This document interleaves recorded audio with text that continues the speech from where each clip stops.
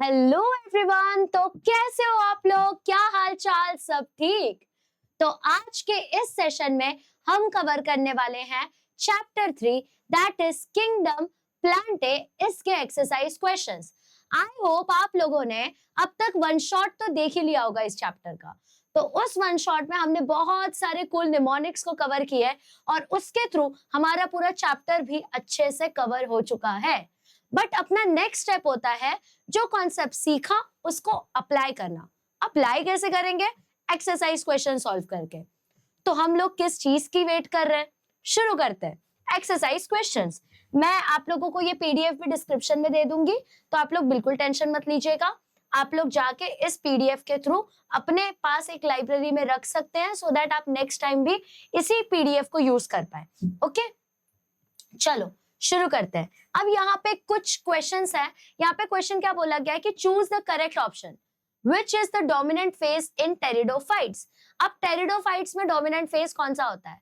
Dominant याद है, मैंने आप लोगों को बताया था दो टाइप के फेजेस होते हैं, एक होता है गैमेटोफाइटिक फेज और एक होता है आप लोगों को स्पोरोफाइटिक फेज।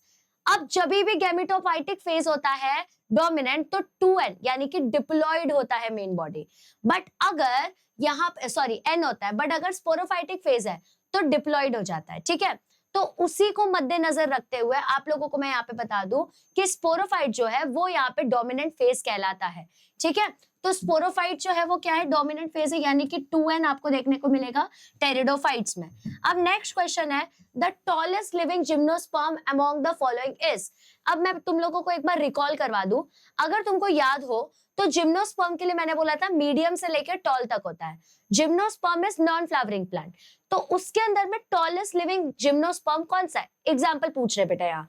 तो इसका correct answer will be Sequoia sempervirens. ठीक है, this is the correct answer. तो आप लोग ऑप्शन ए को सिलेक्ट कर लीजिएगा। नेक्स्ट क्वेश्चन है इन ब्रायोफाइट्स डैश इज। तो यहाँ पे correct answer will B bryophytes में स्पोरोफाइट जो है वो पार्शियली डिपेंडेंट होता है गैमेटोफाइट पे।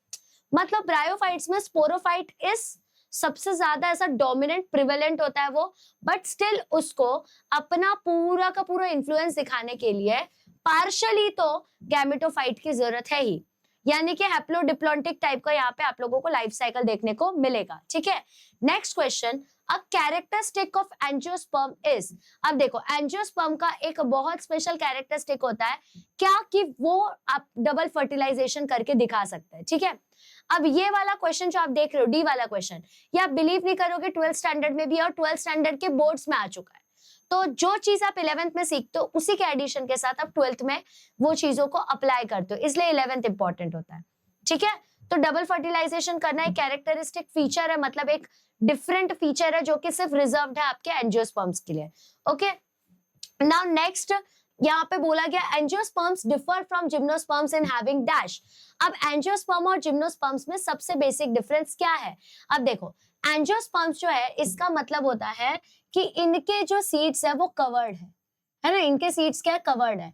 और जिम्नोस्पर्म मतलब क्या होता है? जिसके सीड्स नेकेड हो, मतलब ओवरी का वॉल नहीं है। ओवरी का वॉल नहीं है मतलब फ्रूट फॉर्म नहीं होगा, फ्रूट फॉर्म नहीं होगा तो सीड नेकेड होगा, क्योंकि कोई कवरिंग ही नहीं है उसके ऊपर। तो एंजियोस्पर्म जिम्नोस्पर्म से डिफर करते क्योंकि एंजियोस्पर्म की सीड कैसी है? एनक्लोज्ड है। किससे? तो फ्रूट से एनक्लोज्ड है। नाउ क्वेश्चन नंबर 2, यहाँ पे बोला गया प्लेस द पी, आपके मटर का दाना, जवार and fern in the proper systematic position, draw a flow chart of each. यहाँ पे आपको पी, जवार और फर्न का एक प्रॉपर सिस्टमैटिक फ्लो चार्ट डालना है। बेसिकली आपको ये बताना है कि ये चारों एग्जांपल्स आपके किंगडम प्लांटे में किधर एग्जिस्ट करते हैं, कौन से कैटेगरी के अंदर आते हैं। तो पी यानी कि पाइसम सटाइवम, मेंडल जी की याद आ गई होगी आप लोगों को। पाइसम सटाइवम किंगडम प्लांटे में बिलोंग करता है। ठीक है, अब किंगडम प्लांटे जो है उसके अंदर एंजियोस्पर्म्स का होता है। कैसे याद आएगा? तो अगर तुम लोगों को 9th स्टैंडर्ड याद हो तो 9th स्टैंडर्ड में तुमने 7 ट्रेड्स देखे थे, उसके अंदर में फ्लावर्स भी आया था पाइसम सटाइवम का, यानी कि इसके पास फ्लावर है। अगर बेटा इसके पास फ्लावर है तो ऑब्वियसली ये कौन सा टाइप का प्लांट हो गया? एंजियोस्पर्म हो गया। तो किंगडम प्लांटे में ये एंजियोस्पर्म है, साथ में इसका टैप रूट सिस्टम होता है, इसलिए इसको आप डायकोटिलीडोन बोलोगे, और तब आगे आपका पी प्लांट। समझा? यानी कि किंगडम प्लांटे में बिलोंग करता है, एंजियोस्पर्म्स में बिलोंग करता है, डायकोटिलीडोन है ये, और एग्जांपल में क्या आ जाएगा? पी। एग्जैक्टली ऐसा जवार का देखेंगे हम लोग। जवार को आप सोरघम भी कहते हो, ये इसका बायोलॉजिकल नेम है, साइंटिफिक नेम है बेसिकली। किंगडम प्लांटे भी आता है, ये भी एंजियोस्पर्म में आता है, बट ये मोनोकोटिलीडॉन है। जब मैं आप लोगों को डाइकोटिलीडॉन और मोनोकोटिलीडॉन पढ़ा रही थी तो उसके अंदर एग्जाम्पल था आप लोगों को मोनोकोटिलीडॉन में जवार, इफ यू रिमेम्बर, तो ये इजी हो जाता करना, ठीक है। नेक्स्ट यहाँ पे दिया गया फर्न, जिसको आप नेफ्रोलेपिस लेपिस भी कह सकते हो, ठीक है। किंगडम प्लांटे में बिलोंग करता है, बट ये क्रिप्टोगैम में बिलोंग करता है। क्रिप्टोगैम मतलब जिसके रिप्रोडक्टिव ऑर्गन्स कहाँ पे है, हिडन है, उसमें भी ये टेरिडोफाइटा में आता है। इफ यू रिमेम्बर, तो टेरिडोफाइटा जो है ये थोड़ा सा छुपा रुस्तम टाइप का है। क्यों छुपा रुस्तम टाइप का है? क्योंकि इसने थोड़ा सा रेप्लिका रूट, स्टेम और लीव्स टाइप बना लिया था, इसके वजह से, ठीक है। तो यहाँ पे क्या आ जाएगा एग्जाम्पल में, फर्न आ जाएगा। ओके, अब आगे हम देखेंगे कंप्लीट द फॉलोइंग टेबल। यहाँ पे हम लोगों को टेबल कंप्लीट करना है, आपको ऐसे नीचे में बड़ा सा बॉक्स दिया हुआ है, तो वही टेबल कंप्लीट करना है। एक आप लोगों को कॉलम में कैरेक्टर दिख रहा होगा, दूसरे जगह क्लोरोफाइसी है, जिसको आप लोग ग्रीन अलगे बोलते हैं क्योंकि पिगमेंट यहाँ पे ए और बी प्रेजेंट है। फिर फाइओफाइसी है, ब्राउन अलगे है यहाँ पे, फिर रोडोफाइसी आ जाएगा, ठीक है, रेड अलगे। तो इन तीनों के अंदर की हमको तीन मेजर चीजें बतानी है। पहला स्टोर्ड फूड, तो हम लोगों को याद है कि आपका क्लोरोफाइसी जो है वो स्टार्च को स्टोर, मतलब उसका स्टोर्ड फूड जो है वो स्टार्च के फॉर्म में होता है पाइरिनोइड्स के अंदर। फिर मैंने आपको फाइओफाइसी का याद दिलवाया था कि पेप्सी चाहिए 2 ml, मतलब कि लैमिरिन एंड मैनिटोल, ओके। और रोडोफाइसी का मैंने क्या बोला था, फसा, यानी कि फ्लोरिडियन स्टार्च। अब सेल वॉल का बात करूं तो क्लोरोफाइसी का सेल वॉल सेल्यूलोज से बना हुआ है, फाइओफाइसी का सेल वॉल सेल्यूलोज और एल्जिन से बना हुआ है, रोडोफाइसी का सेल वॉल सेल्यूलोज और पेक्टिन से बना हुआ है, ठीक है। अब अगर मैं बात करूं पिगमेंट्स का, जो कि सबसे इंपॉर्टेंट है, तो क्लोरोफाइसी का पिगमेंट बना हुआ है क्लोरोफिल पिगमेंट ए, क्लोरोफिल पिगमेंट बी। मैंने क्या बोला था, अमिताभ बच्चन प्लेस करोड़पति, ठीक है। उसके बाद में मैंने क्या बोला था, फैन में एसी की जरूरत नहीं है, तो देखो फूकोजैंथिन, फैन में एसी की जरूरत नहीं है, क्लोरोफिल ए, क्लोरोफिल सी, ठीक है। रोडोफाइसी का बात करूं तो रोडोफाइसी में आपको मैंने बोला था मेरा नाम याद रखना है, तो are phycoerythrin and chlorophyll a and chlorophyll d. तो इस तरीके से आपको ये टेबल भरना। आई एम डैम श्योर इतने अच्छे से तुम लोगों को निमोनिक्स बताया है कि easily you can fill this table up, है ना। अब आगे बढ़ते बेटा, हमको डिफरेंशिएट करना है बिटवीन डाइकोटिलीडॉन एंड मोनोकोटिलीडॉन। बेटा आपको डाई, मोनो, ट्राई, टेट्रा, पेंटा, इन सब का मतलब पता होना चाहिए। तो यहाँ तो फटाक से समझ जाएगा, डाई मतलब 2 होता है, मोनो मतलब 1 होता है। अब बट हम लोगों को इन तीनों फैक्टर्स के ही हिसाब से बताना है। जैसे कौन सा टाइप का रूट प्रेजेंट होता है डाइकोट में, डाइकोट मतलब बड़ा ग्रुप ऑफ प्लांट, तो इसके अंदर में टैप रूट सिस्टम प्रेजेंट है। अब अगर मैं मोनोकोट की बात करूं तो यहाँ पे फाइब्रस रूट सिस्टम प्रेजेंट होता है। अगर मैं लीफ वेनेशन का बात करूं तो रेटिकुलेट वेनेशन आपको यहाँ पे मिलेगा, क्योंकि टैप रूट सिस्टम है तो वेनेशन भी रेटिकुलेट, और मोनोकॉट में फाइब्रस रूट सिस्टम है, यानी कि इसका पैरेलल वेनेशन होगा। वेनेशन मतलब बेटा ऐसे लीफ के ऊपर जो लाइंस प्रेजेंट होती है ना, आपने बनाना का पत्ता देखा होगा, बनाना के पत्ता के ऊपर पैरेलल वेनेशन प्रेजेंट रहता है, ठीक है, क्योंकि वो मोनोकॉट है। अब कैरेक्टर मतलब सिमेट्री ऑफ फ्लावर कैसा है, तो डाइकोटिलीडॉन में आपको या तो टेट्रामेरस या तो पेंटामेरस फ्लावर मिलेगा, मतलब ऐसा 4 पेटल्स वाला या तो ऐसे 5 पेटल्स वाला। आपने देखा होगा कुछ फूल जो होते हैं वो 4 पेटल्स के होते हैं, कुछ फूल जो होते हैं वो 5 पेटल्स के होते हैं, ठीक है। अब इसके अंदर में अगर मैं मोनोकोटिलीडॉन की बात करूं तो यहाँ पे 3 ट्राइमेरस फ्लावर्स होते हैं, मतलब 3 पेटल का फ्लावर होता है। ओके, इतना समझ गया? आई होप समझा होगा। नेक्स्ट क्वेश्चन देखते हैं, आंसर द फॉलोइंग क्वेश्चन। थोड़ा सा केस बेस्ड टाइप का आपको दिया हुआ है, केस बेस्ड दे रहे हैं सो दैट आप 12th के लिए अभी से प्रिपेयर हो जाओ। थोड़ा सा ध्यान दो। We observe that land becomes barren soon after monsoon. हमने ये ऑब्जर्व किया है कि लैंड जो है वो बंजर हो जाता है जैसे ही मॉनसून मतलब बारिश का सीजन चला जाता है, ठीक है। But in the next monsoon it flourishes again with variety seen earlier. But next monsoon में फिर से ये एकदम हरा भरा हो जाता है। तो क्या रीजन हो सकता है? तो चलो रीजन जानते। तो देखो, रेनी सीजन के टाइम पे पानी है ना, ये पानी है।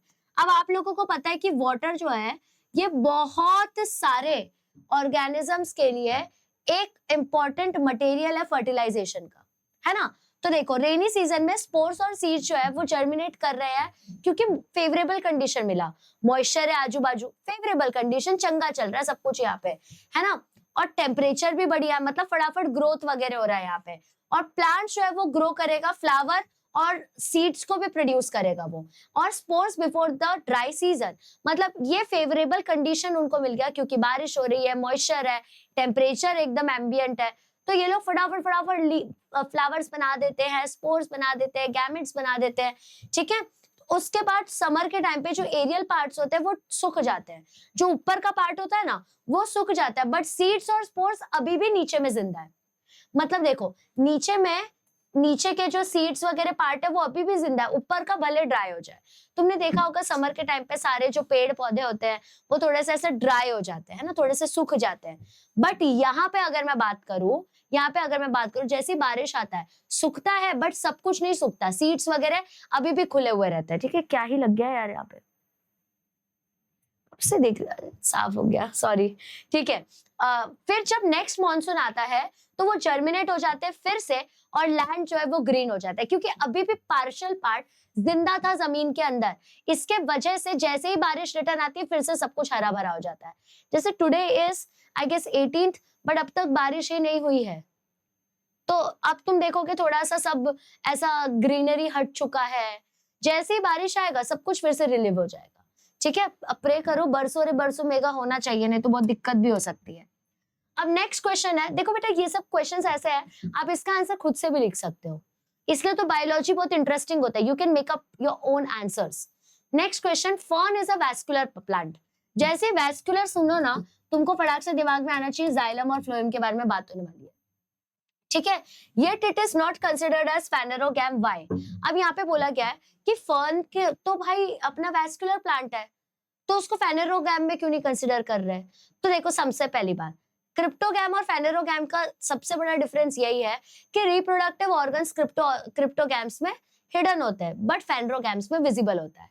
तो फर्न्स के पास भले ही जाइलम फ्लोएम क्यों ना हो, बट उसके रिप्रोडक्टिव ऑर्गन्स तो विजिबल नहीं है। तो देखो, फर्न जो है उसके पास वैस्कुलर टिश्यू है, यानी कि जाइलम और फ्लोएम है, बट उसके पास में फ्लावर प्रोड्यूस करने की कैपेसिटी नहीं है, सीड्स प्रोड्यूस करने की कैपेसिटी नहीं है, वो रिप्रोड्यूस भी स्पोर्स के थ्रू करता है। तो सिंस फेनेरोगैम्स जो है वो सीड प्रोड्यूसिंग प्लांट है और वेल डेवलप्ड फ्लावर्स वगैरह भी, रिप्रोडक्टिव ऑर्गन्स भी वेल डेवलप्ड है, तो मैं इसको उस कैटेगरी में नहीं डाल सकती। जस्ट बिकॉज आप लोगों के पास आईफोन आ चुका है, it doesn't mean you are rich, समझा? Just because you have an iPhone it doesn't mean you are rich. Maybe वो ईएमआई से लिया होगा, हो सकता है ना। तो वैसे ही है इसका, भाई तेरे पास वैस्कुलर प्लांट है क्योंकि तू कोशिश कर रहा है आगे जाने की, जरूरी नहीं है वैसा ही हो, है ना। अब आगे देखते हैं। अब नेक्स्ट है Chlamydomonas is microscopic whereas Sargassum is macroscopic. Chlamydomonas microscopic है, मतलब विजिबल नहीं है वो, और सरगैज़म जो है वो मैक्रोस्कोपिक है, बहुत बड़ा होता है, बट दोनों अलगे हैं। तो कौन सा कैरेक्टरिस्टिक इंक्लूडेड है उनके अंदर, सो दैट वो एक ग्रुप में आ रहे हैं? क्यों उनको एक ग्रुप में कंसिडर किया जा रहा है, जबकि एक तो इतना बड़ा है और एक तो एकदम छोटा है, मतलब एक दिख के आ रहा है और एक बिल्कुल नहीं दिख रहा, तो उनको सेम ग्रुप में क्यों डाला गया? That is the question. तो देखो, दोनों को अलगे के ग्रुप में डाला गया है क्योंकि उनके पास ये 5 कॉमन कैरेक्टरिस्टिक है। सबसे पहली चीज, उनके पास क्लोरोफिल होता है और वो फोटोसिंथेसिस कर सकते हैं, ये तो सारे प्लांट करते हैं, ठीक है, बट इसका प्लांट बॉडी थैलॉइड है। अगर प्लांट बॉडी थैलॉइड है मतलब इसके पास ना रूट है प्रॉपर, ना स्टेम है प्रॉपर, ना लीफ है प्रॉपर, तो बेटा तुमको मैं आगे कोई कैटेगरी में डाल ही नहीं सकती, तुमको मेरे को थैलोफाइटा की ही कैटेगरी में रखना पड़ेगा। ज्यादातर ये एक्वेटिक है। Now if you remember, Thallophyta aquatic थे, ब्रायोफाइटा एम्फीबियन थे, टेरिडोफाइटा जो थे वो पहले लैंड प्लांट्स थे। तो ये सेकंड एक और इंपॉर्टेंट चीज हो गई। दूसरी बात, थैलोफाइटा का सेल वॉल ही सेल्यूलोज से बना है, इसका भी सेल वॉल सेल्यूलोज से बना है। ये रिप्रोडक्शन कर रहे हैं वेजिटेटिव मेथड से या तो असेक्सुअल या सेक्सुअल मेथड से, तो एग्जैक्टली थैलोफाइटा के फीचर्स दिखा रहे हैं। तो सिंस साइज डजंट मैटर, भले अभी देखो कोई इंसान एकदम ही लंबा है, मतलब खली टाइप्स, फुल जायंट है वो, और एक है मेरे जैसा एकदम प्रॉपर हाइट वाला, यू नो, बट स्टिल हम दोनों को ह्यूमन कंसिडर किया जा रहा है। क्यों? क्योंकि हमारे बेसिक जो कैरेक्टरिस्टिक्स है वो मैच कर रहे हैं, that is why we both are in the same group, ठीक है। Next question, गर्थ। गर्थ मतलब ये जो चौड़ाई होती है ना, चौड़ाई, ये जो चौड़ाई होती है उसको गर्थ कहते हैं। तो मेज प्लांट का जो गर्थ है ये इंक्रीज नहीं होता over the period of time. क्यों? अब जैसे जैसे हम लोग बढ़ते जाते हैं, हमारी हाइट बढ़ती जाती है, वैसे ही प्लांट्स देखो, पहले कैसे ऐसे पतला सा स्टेम होता है, फिर धीरे धीरे उसका गर्थ बढ़ता जाता है। तो यहाँ पे क्यों मेज प्लांट का गर्थ नहीं बढ़ रहा है? तो देखो, मेज जो है वो मोनोकोटिलीडॉन है, ठीक है। तो ये इसके पास में वैस्कुलर कैम्बियम है ही नहीं, जो कि रिस्पॉन्सिबल होता है सेकेंडरी ग्रोथ के लिए। अब अगर वैस्कुलर कैम्बियम नहीं है, मतलब सेकेंडरी ग्रोथ नहीं हो पाएगा। सेकेंडरी ग्रोथ नहीं होगा तो बढ़ेगा कैसे? साइज ही नहीं बढ़ पाएगा। इसके वजह से मेज प्लांट हमेशा स्लिम एंड ट्रिम ही रह जाता है, समझे? मोनोकोटिलीडॉन होने का थोड़ा सा दुख है। बाय द वे देखो, मेरे नाम का क्वेश्चन है आप लोगों के पास, I mean I made to teach you all biology, है ना? Just kidding. Radha observed a plant in rainy season on the compound wall of a school. The plant did not have true roots, but root-like structures were present. To which group may the plant belong? Radha जो है, उन्होंने observe किया एक plant को rainy season में school के wall पे। पहली बात तो यार, स्कूल के वॉल पे ये क्यों उग रहा है? दूसरी बात, प्लांट जो है उसके पास ट्रू रूट नहीं था, बट रूट जैसे स्ट्रक्चर प्रेजेंट है। आपके दिमाग में कुछ तो बेल रिंग हो रहा होगा, ब्रायोफाइटा याद आ रहा है? यस, थोड़ा सा रूट लाइक स्ट्रक्चर था, इसलिए हमने क्या कहा कि वो सॉइल इरोजन को प्रिवेंट करता है, ठीक है। तो ये प्लांट जो है बेटा, ये बिलोंग करता है ब्रायोफाइटा से, ठीक है। अब ब्रायोफाइट जो है ये पोजेस करते हैं राइजोइड को। ब्रायोफाइट्स क्या करते हैं? ये राइजोइड को पोजेस करते हैं इंस्टेड ऑफ ट्रू रूट्स, मतलब उनके पास ट्रू रूट्स नहीं होता, बट राइजोइड्स प्रेजेंट होता है। जैसे कि आपके फंगस के अंदर, स्पोरोफाइट के अंदर में कैसे छोटे छोटे राइजोइड्स प्रेजेंट होते हैं, एग्जैक्टली लाइक दैट। साथ में they commonly grow in moist and shady places. ये लोग कॉमनली मॉइस्ट मतलब गीले और शेडी प्लेसेस में ग्रो करते हैं, स्पेशली रेनी सीजन के टाइम पे। इसके वजह से राधा को स्कूल के वॉल पे वो दिखा। एग्जाम्पल्स में आपको फुनेरिया आ जाएगा और मार्शेंटिया आ जाएगा, ठीक है। अब आगे बात करते हैं कुछ तो लेबल्ड डायग्राम्स के बारे में। तो बेटा आपको कुछ डायग्राम्स है जो कि एग्जाम में इतना नहीं पूछा जाता, बट स्टिल मैंने दे दिया सो दैट यू हैव पूरा डायग्राम का लिस्ट। तो बेटा ये स्पाइरोकाइरा है। स्पाइरोकाइरा फिलामेंटस होता है, आप देख सकते हो ऐसे फिलामेंट्स है, बीच में साइटोप्लाज्म का लेयर है, ये सेल वॉल है, ये न्यूक्लियस है। अगर एक बार भी ये फिलामेंट टूट गया तो ये एंटायर न्यू स्पाइरोकाइरा बनाने की कैपेसिटी रखता है, ठीक है। After that we have Chlamydomonas. Chlamydomonas जो है, आप इसका यहाँ पे फ्लैजिला देख सकते हैं। क्लेमाइडीमोनास जो है ये मोटाइल स्पोर है, इसको किसी की जरूरत ही नहीं है, खुद ही जू स्पोर कहते हैं इसको, खुद ही जाके अपना काम कर देता है, ठीक है। तो that is your Chlamydomonas. Then you have Funaria. Funaria के बारे में अगर हम बात करें तो देखो, मैं राइजोइड्स की बात कर रही थी, ये रहे राइजोइड्स, मतलब ऐसे छोटे छोटे रूट्स जैसा structure. It is not exactly roots but root like structure. फिर मैंने आपको स्टॉक की बात की जो कि स्टेम की तरह एक्ट करता है, और कैप्सूल मैं बोल रही थी ना, it kind of acts like fruit जैसा स्ट्रक्चर। और मैं लीफ जैसे पार्ट्स बोल रही थी, तो देखो ये लीफ नहीं है बट लीफ जैसा पार्ट जरूर है, ठीक है। अब उसके बाद में नेफ्रोलिपिस का बात करूंगी। तो बेटा ये है आपका नेफ्रोलिपिस। आप यहाँ पे देख सकते हो नीचे में रूट्स है इसका, बट इतना ज्यादा स्ट्रॉन्ग रूट्स नहीं है। ये पूरे पार्ट को जहाँ पे लीव्स दिख रहे हैं आपको, उसको फ्रॉन्ट कहते हैं, और ये वाला जो पार्ट है उसको आप लोग ब्लेड कहते हो, ठीक है। And this is your rhizome. जैसे आप लोग स्पोरोफाइट्स में स्पोरोफाइट्स बोलो, जैसे आप देखते हो फंगस के अंदर में राइजोम का स्ट्रक्चर, सेम इसके पास में भी राइजोम का स्ट्रक्चर है, ठीक है। अब नेक्स्ट है haplontic and haplodiplontic life cycle.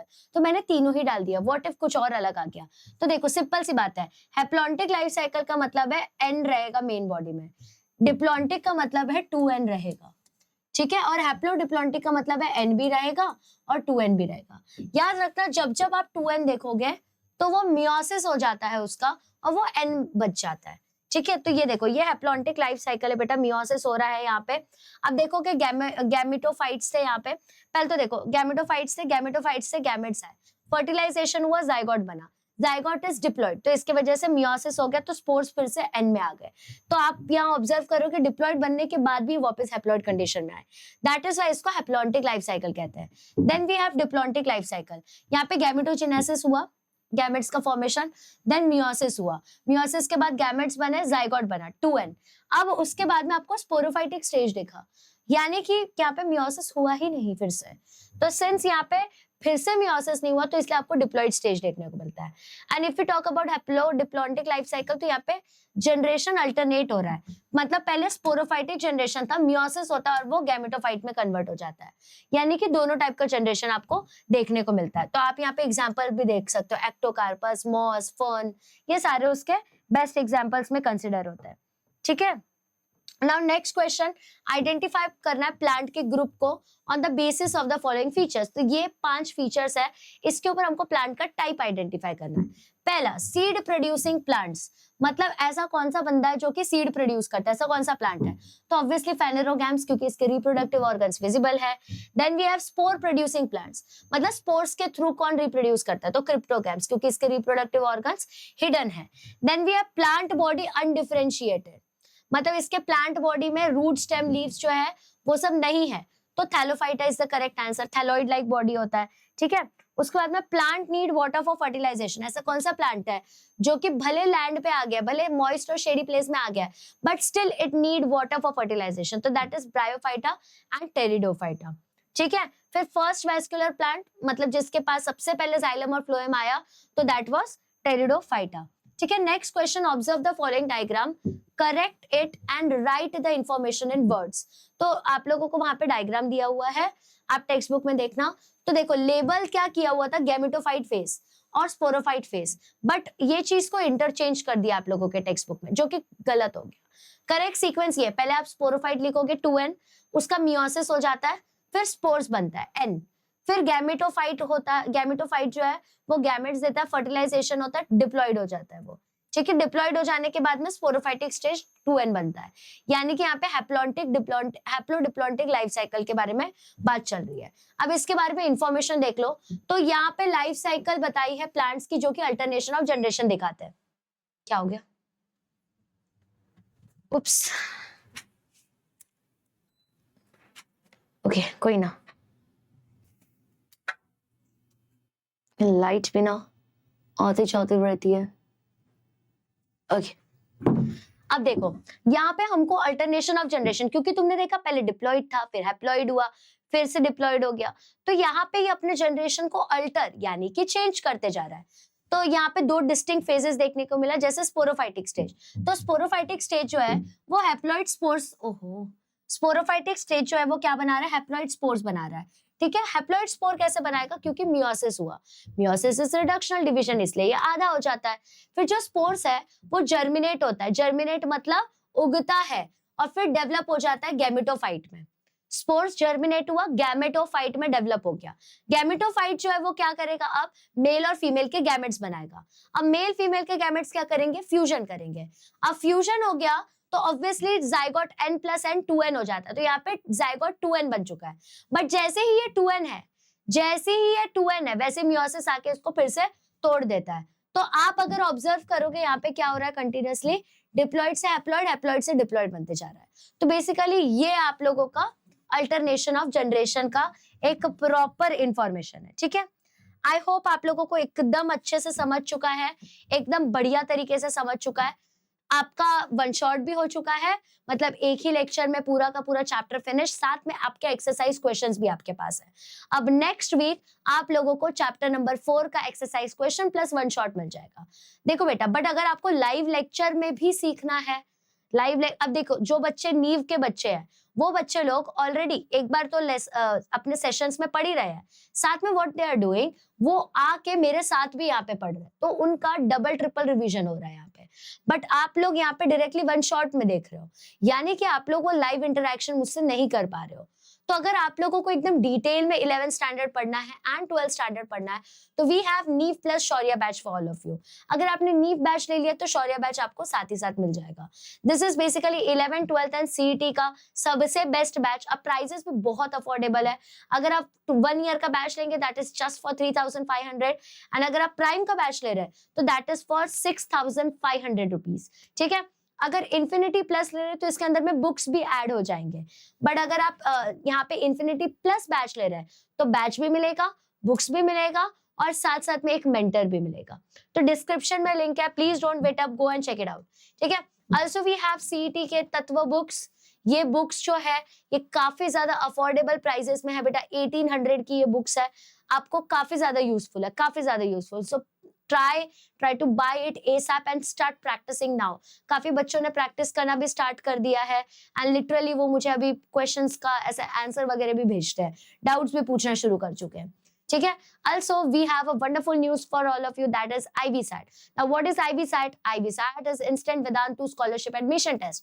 ये एक सिंपल सा आप लोगों का एग्जाम होता है जिसके अंदर अगर आपने रजिस्टर किया और अगर आपने क्लियर कर लिया तो you will get 90% flat of आपके सारे के सारे कोर्सेज के ऊपर। Also these are our offline centres, you can go visit there and check it out, और तब आप लोगों को पता चलेगा कि आप ऑफलाइन भी हमारे यहाँ पे ज्वाइन कर सकते हो, ठीक है।